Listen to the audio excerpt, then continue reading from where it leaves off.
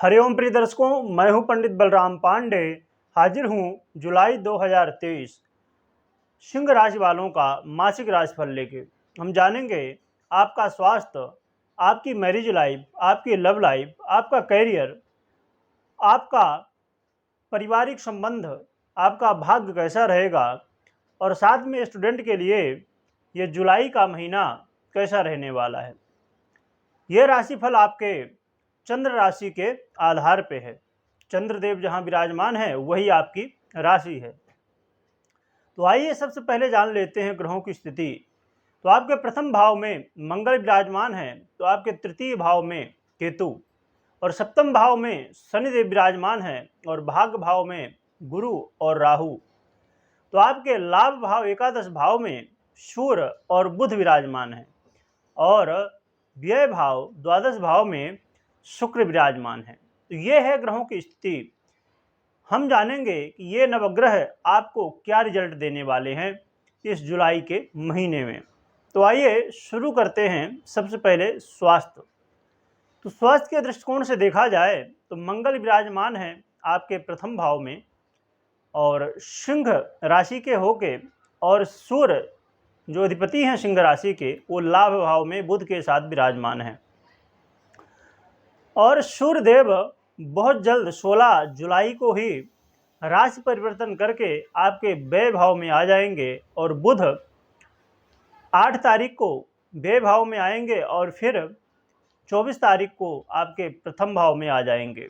तो देखा जाए तो स्वास्थ्य के दृष्टिकोण से ये जो 15 दिन 16 दिन हैं, जब तक सूर्य का राशि परिवर्तन नहीं होता है तब तक बहुत बढ़िया है। और आपके स्वास्थ्य में यदि ब्लड से संबंधित कोई समस्याएं थी वो दूर होंगी। हाँ, ये ज़रूरी है कि 16 तारीख के बाद विशेषकर आपको अपने स्वास्थ्य का ध्यान रखना चाहिए, क्योंकि 16 तारीख के बाद कुछ निद्रा से संबंधित समस्याएं, सर दर्द से संबंधित समस्याएं और आँखों में भी जलन या आँखों से संबंधित समस्याएं बढ़ सकती हैं।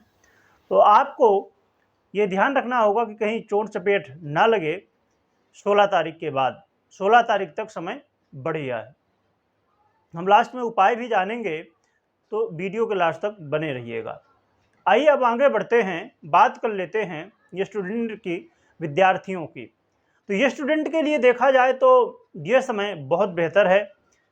देवगुरु बृहस्पति आपके भाग्य भाव में बैठे हैं, तो स्थिति ये बनने वाली है। और सूर्य भी हमारे आत्मविश्वास के जो कारक होते हैं तो वो बैठे हुए हैं लाभ भाव में।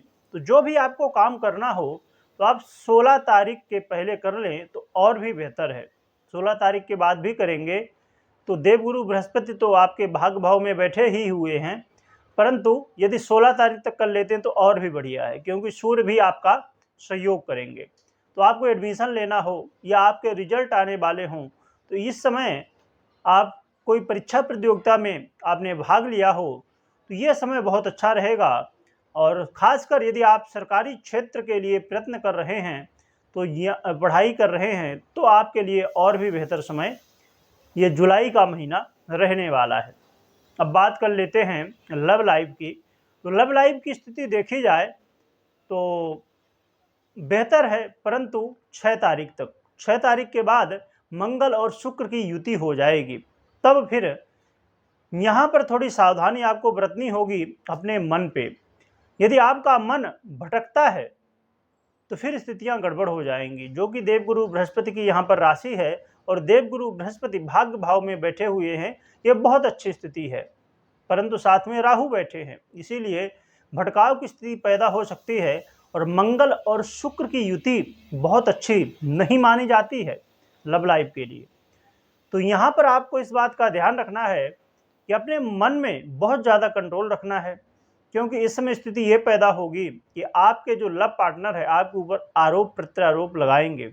स्वाभाविक बात है, आप भी मार्ग से भटक जाएंगे।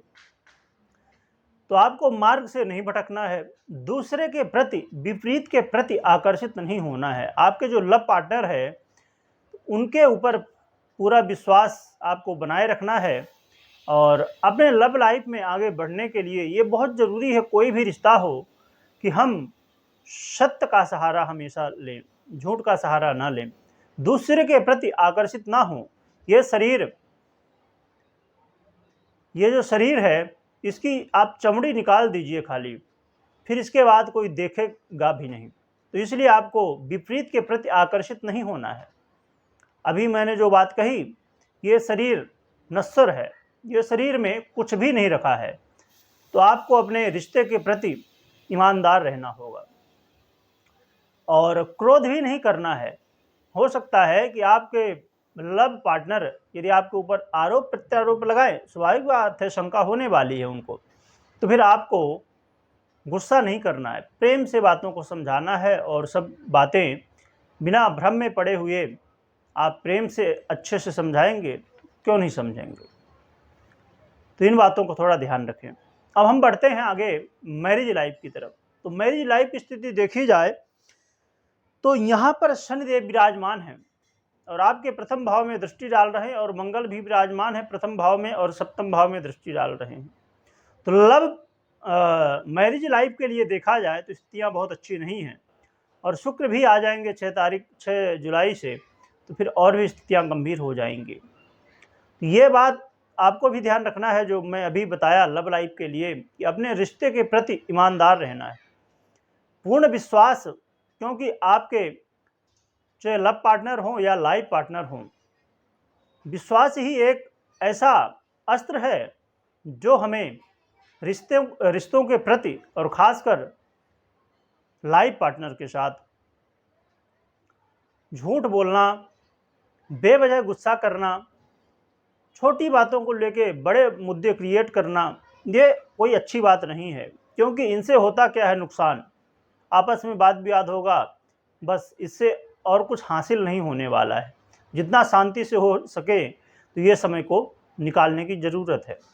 अब आगे बढ़ते हैं, व्यापारियों की बात कर लें तो व्यापारियों की बात करें तो व्यापारियों के लिए भी ये समय बहुत अच्छा नहीं है। हाँ, ये ज़रूर है कि शनिदेव यदि आपके जन्म कुंडली में अच्छी स्थिति में है तो आपको लाभ फिर प्राप्त हो सकता है, परंतु आपको भी अपने मन में और अपने वाणी में कंट्रोल रखना होगा, गुस्सा नहीं करना है और अपने ग्राहकों को प्रति थोड़ी आपको ईमानदार रहना है। आपको अपने मुंह में वाचालता नहीं लाना है, अपने वाणी में संयम रखना है। तो आपका व्यापार बहुत अच्छा तो नहीं कहा जाएगा, परंतु बहुत खराब भी नहीं होगा, जैसा चल रहा है वैसा चलता रहेगा। अब बात कर लेते हैं कैरियर की। तो कैरियर की बात करें तो यहाँ पर शुक्र अधिपति बन रहे हैं, परंतु भाग्यश आपके बहुत मजबूत स्थिति में हैं।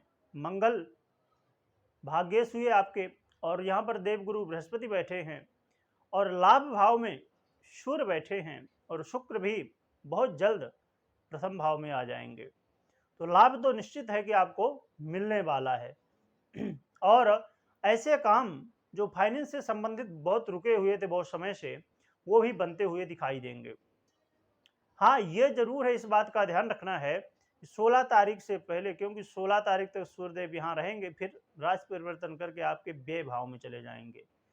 तो उससे पहले जो भी फाइनेंस से संबंधित काम हो उन्हें आप कर लीजिए, क्योंकि ये समय फिर स्थितियाँ गंभीर हो जाएंगी, फिर आपको आय के जगह व्यय होना चालू हो जाएगा।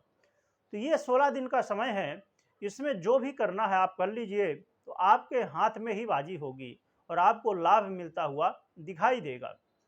और यदि कोई आप में से फिल्मी जगत से हैं आप या कोई भी उससे जुड़ा काम करते हैं, तो आपको बहुत विशेष लाभ 6 तारीख के बाद मिलने वाला है और 16 तारीख से पहले आपको कोई बड़ी डील मिल सकती है। आप जॉब में हैं तो आप कोई बड़ा कारनामा कर सकते हैं, अर्थात ऐसा काम कोई कर सकते हैं जिससे पूरे ऑफिस में लोग चकित रह जाएंगे और आप बड़ी सफलता इस समय प्राप्त कर सकते हैं। बस ज़रूरत है सत्य के रास्ते में चलने की, क्योंकि सूर्य न्याय के प्रिय हैं। यदि आपने झूठ का सहारा, गलत रास्तों का सहारा लिया तो फिर मुश्किल में फंस जाएंगे। इसलिए सही मार्ग से चल के और आप कोई बड़ी डील प्राप्त कर सकते हैं। कोई बड़ा परिवर्तन आपके जीवन में करियर को लेके हो सकता है। तो प्रिय दर्शकों, हमने जान लिया, अब हम जान लेते हैं उपाय। तो एक तो आपको हनुमान जी की आराधना करनी है, हनुमान चालीसा का पाठ करना, रोज हो सके तो बहुत बढ़िया, नहीं तो शनिवार मंगलवार कर लीजिए, और भगवान सूर्य को अर्घ देना। ये 2 काम करना है, ये 2 उपाय करना है, जिसको करके आप अपने जुलाई के महीने को बहुत बेहतर बना सकते हैं। वीडियो देखने के लिए बहुत बहुत धन्यवाद।